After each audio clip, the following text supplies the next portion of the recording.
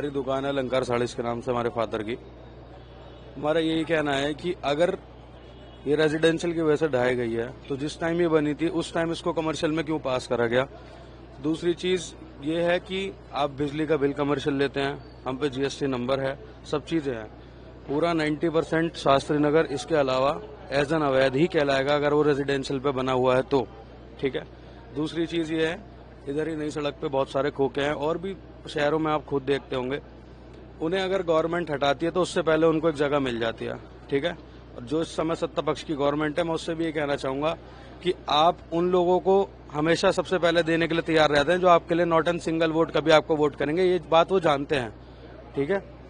मेरा यही है, माननीय मुख्यमंत्री जी से भी यही गुजारिश है कि आप वो इस चीज को देखें जो मैं इस समय लाइव बता रहा हूँ, वो इस चीज को सुने।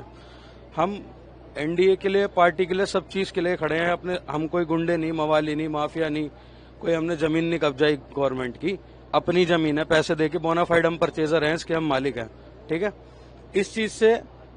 इस चीज को दिखाओ ना आपकी, मतलब माननीय मुख्यमंत्री जी इस चीज को देखें और हमको जगह अलॉट करें। हम कहाँ जाएंगे? हम मतलब आपने तोड़ दिया, बना दिया, अपनी जमीन जब्त कर ली, हम क्या करेंगे? हमारे लिए कुछ नहीं है ना, वो उस चीज के लिए भी कुछ नहीं है। तो यही मैं उनसे भी गुजारिश करूंगा, मैं अखिलेश यादव जी से भी करूंगा, अगर वो उस चीज को देखेंगे तो, कि वो सत्ता पक्ष के अलग नेता है, वो सत्ता पक्ष में नहीं है, वो विरोधी नेता है, वो इस चीज को देखें, वो भी इस चीज को समझें कि हमारी फिर हम इसका क्या करेंगे। मतलब हम ये खत्म हो चुका है, पूरी तरह खत्म, जीरो हो चुका है, हम सड़क पे आ गए हैं, हम पे रोटी नहीं है कल के लिए खाने के लिए। और कोई व्यापारी को इतना बड़ा वो नहीं है कि उसके आने वाले 100 साल की पीढ़ी तक पे उस पर पैसा होगा। रोज कमाते हैं, रोज खाते हैं, हमारे से और भी लोग जुड़े हुए हैं।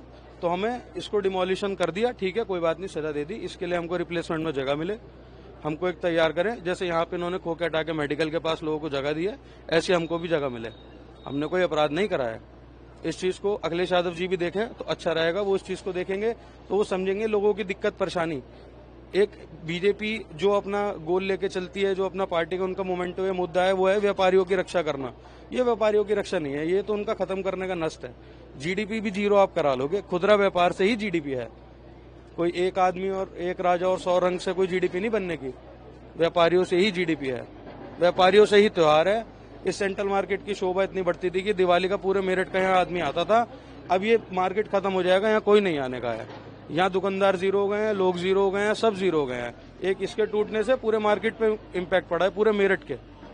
और भी जितने भी दुकानदार हैं जो प्रयास करते हैं कि वो अपनी मेहनत से कमाए करें, उनके लिए भी एक तरीके की उनका हौसला खत्म हो चुका है। क्योंकि जब यही सब होना है तो आदमी क्यों स्टार्ट करेगा।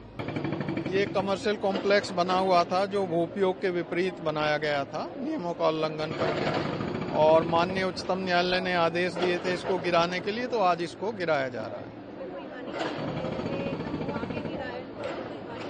नहीं, कोई किसी तरह की हानि नहीं हुई, क्योंकि इसको पहले से ही खाली करा दिया गया था और पूरे सुरक्षा के उपाय किए गए थे, बैरिकेडिंग वगैरह करा के ये निश्चित कर लिया गया था कि अंदर कोई आदमी ना हो।